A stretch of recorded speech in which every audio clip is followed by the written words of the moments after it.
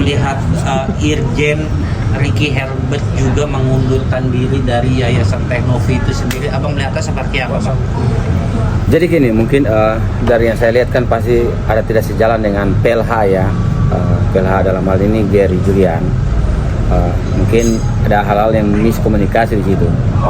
Itu bagi saya tidak bisa mengkopas ke dalam, tetapi setiap pengacara pasti memiliki hak ya untuk tidak boleh menolak pencari keadilan atau para klien, dan juga punya hak untuk menolak atau melepaskan hak hukumnya untuk membela kliennya.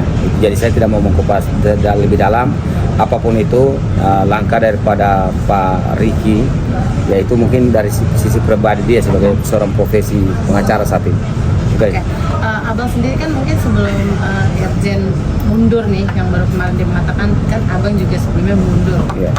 Maksudnya udah mengomentari kalau saya mundur nih dari ini gimana sih Bang? Mungkin pengen tahu sebab abang mundur, alasannya kenapa gitu. Jadi pertama-tama alasan utama saya mundur itu karena memang kan pokok perkara perdata itu kan mau jalan tanggal 8. Sudah ada titik temu akan ada mediasi damai dari pihak donatur ya, kemudian yayasan dan Densus. Case-nya kan di situ tuh, dan bahkan Bang PLH ya, dalam hal ini PLH baru itu menyampaikan Bang Jos, kita no komen dulu soal data-data atau kita soal kopas ya kan, karena mendinginkan suasana. Jadi intinya kalau saya mundur, dasar pertama itu memang benar karena padat. Kemudian yang kedua tadi dinonaktifkan untuk bukan dicabut oleh Novi ya. Novi sampai hari ini kan masih baik-baik saja dengan saya. Kemudian bahkan saya pun dari hal pemilik kuasa kan Novi Pratiwi itu. Novi pun secara pribadinya belum pernah menarik kuasanya gitu atau mencabut. Jadi saya cuma menyampaikan pesan bahwa saya nonaktif dalam arti karena perkara saya kan nanti di tanggal 7 dan 8 ke atas ini kan padat. Tanggal 7 di Bandung, setelah Bandung balik ke Surabaya persiapan sidang. Kemudian dari Surabaya kita ke Sumatera Utara. Jadi memang saya padat. Intinya apapun itu saya tidak meninggalkan karena ada kesalahan Novi Pratiwi, tidak ada. Tetapi saya meninggalkan dalam arti tidak ikut dalam hal mekanisme mediasi damai. Yang hari ini kan sudah kearahkan ke NTT itu karena memang case-nya udah selesai bagi saya. Mau dan tidak mau ya, karena kita udah tidak lagi bersuara tentang yayasan, ya saya harus mundur untuk fokus ke kasus saya. Tapi untuk menyatakan bahwa mundur karena ada kesalahan yayasan sama sekali tidak ada. Atau karena ada kebencian atau apa, tidak ada. Intinya saya mundur karena padat memang di bulan Januari ini gitu. Oke. Tapi Bang ini kan dengan mundurnya Bang ya kan, beberapa lawyernya Novi kan selalu bersamaan masih dalam kasus bergulir donasi ini kan. Sebelumnya mungkin ada Bang Brian ya kan yang sempat viral juga. Terus selalu dengan abang menemani dan statement juga mundur sampai pada akhirnya Irjen Paul juga mundur juga nih setelah abang. Ini gimana sih Bang melihat polemik seperti ini? Jadi kan banyak argumentasi dari netizen. Ada apa nih dengan Novi? Oke, kita bedah dulu nih kan. Pertama kan Bang Brian mundur karena mediasi perdamaian kedua kan gagal tuh, karena memang tidak menghadirkan para pihak. Mau dan tidak mau kan Novi Pratiwi all out ya kan, menyatakan keluar. Kemudian dari itu Bang Brian menyatakan sikap mundur. Kemudian yang lain kan mundur karena mungkin miskomunikasi ya kan dengan Bang Brian saat itu. Nah kembali ke kita yang terakhir ini mundur karena memang kalau saya menilai bahwa kan udah selesai tuh. Terakhir kan sudah kita sama-sama tahu bahwa di acaranya Densu ya kan, acara Densu sudah menyatakan bahwa dananya sesuai hasil notulen diarahkan ke NTT. Bagi saya kalau udah 1,3 contoh disampaikan ke NTT, saya rasa bahwa saya sudah selesai karena para donatur juga mendukung. Tetapi kalau Bang Irjen Paul menolak dengan alasan dengan dasar bahwa itu salah, saya tidak mau mengkanter luruskan. Tapi apakah itu bagian daripada dibenarkan, saya juga tidak mau luruskan. Intinya saya karena udah tidak terikat. Tetapi sebagai praktisi hukum, saya melihat apapun itu yang penting jangan menutup mata terhadap para donatur.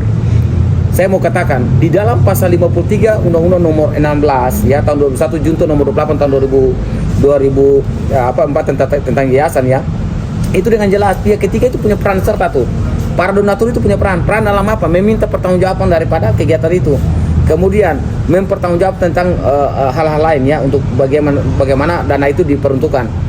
Itu karena penting, karena pihak ketiga atau donatur ini tidak boleh dilepaskan, gitu. Jadi saya rasa bahwa saya mundur bukan saya mundur itu bukan karena ada masalah, tapi memang karena case-nya sudah selesai. Saya fokus kepada kegiatan perdata yang saya mau jalan itu aja. Bang, tapi menurut Abang berarti dana ini dilimpahkan ke NTT itu sudah menjadi pilihan yang tepat atau seperti apa? Kalau dari sisi pandangan hukum saya, ya, kalau lihat dari sisi pandangan hukum, gini, Satu, dana 1,5 itu si Agus sudah menggunakan awalnya kan, dan ada peruntukan yang salah. Kemudian ada mekanisme mengambil alih. Kemudian Agus mengabaikan surat-surat dari pihak yayasan untuk melakukan penggunaan dana itu, ya kan? Dan bahkan terjadi konflik, dalam hal ini lapor saling melapor, ya, bahkan Novi Pratiwi sebagai yayasan pun dilapor. Nah, bagaimana persoalan ini, apakah dibenarkan atau tidak, saya hanya menyampaikan bahwa ini kan pokok perkara perdata sudah jalan, yang menentukan harinya ada di pihak donatur. Karena apakah donatur udah cabut gugatan dan tidak, itu menentukan. Karena kalau perkara perdata lagi jalan, persoalan menjadi sengketa, maka puncak persengketaan itu tidak boleh para pihak mengganggu 1,3 miliar tadi. Tapi kalau memang sudah ada notulen kesepakatan antara yayasan dan donatur, dalam hal bersepakat bahwa dana mau ke arah kemana, ya itu kita kembalikan ke situ, karena itu pihak itu sudah yang menentukan mau kemana dana itu aja. Tapi sebenarnya abang sebagai mantan kuasa hukum Novi setuju nggak sih bang dana itu dialihkan ke NTT? Kalau saya sebagai praktisi hukum dan mantan pengacara Novi Pratiwi, dan sampai hari ini kan Novi Pratiwi masih komunikasi, ya, saya mau menyampaikan kalau sudah ada pihak tadi, ya, yang sudah menyatakan bahwa dialihkan ke NTT, donatur, kemudian Densu ditambah dengan dalam hal ini yayasan, ya, saya sepakat bahwa dari sisi regulasi yang pemahaman saya itu sudah benar, gitu. Karena udah ada penggunaan dana yang melewati batas peruntukan untuk Agus. Operasi di Jakarta ini kan 200 juta paling mentok tuh, tapi ini ada ya kan penggunaan uang yang lebih. Orang tidak mau 1,3 ini kan berkepanjangan.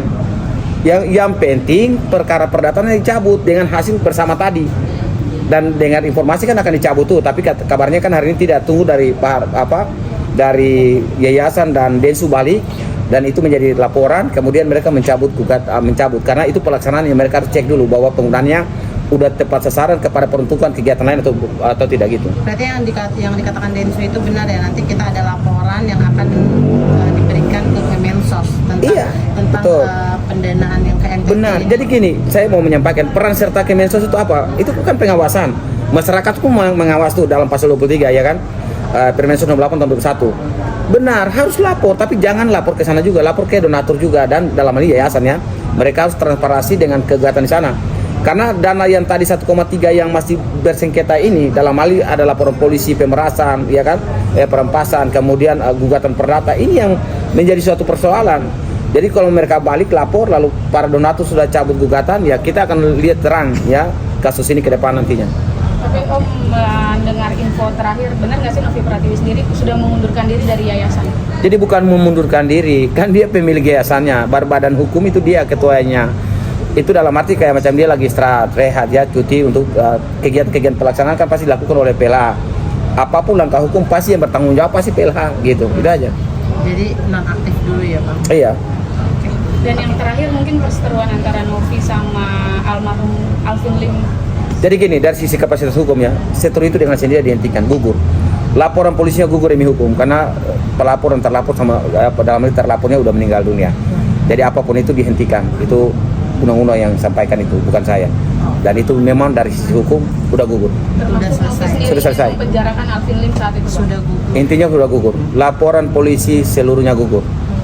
Gitu. Bang, gimana Bang melihat Novi yang semalam sudah datang melihat ke rumah duka, dan Ya. juga ada ucapan Ya. duka, ada ucapan duka nggak buat Bang Jer, ini buat Betul. Bang Intinya Alvin? gini, selain Novi Pratiwi kehadiran kan semua berjiwa besar. Para pengacara semua pihak kan, saya juga ada, ya, Bang Farad Abbas, semua tim yang saling berdebat itu semua hadir.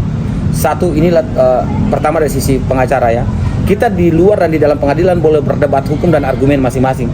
Tetapi setelah itu kita adalah rekan sejawat, ya, tetap teman dalam hal profesi sebagai pengacara. Karena kita ini begitu, pengacara itu kan tetap mendampingi kliennya, tetap, ya, memperjuangkan hak hukum kliennya masing-masing. Dan soal kehadiran Novi Pratiwi itu luar biasa.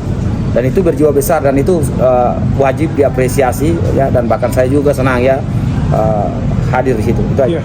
Saya lihat Novi juga semalam ketemu sama keluarga, sudah memaafkan dan meminta maaf clear untuk semuanya. Menurut Abang, jiwa seorang Novi itu di hadapan keluarganya Bang Alvin Lim seperti apa sih?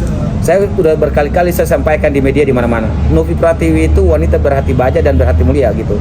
Jiwanya sangat luar biasa, ya.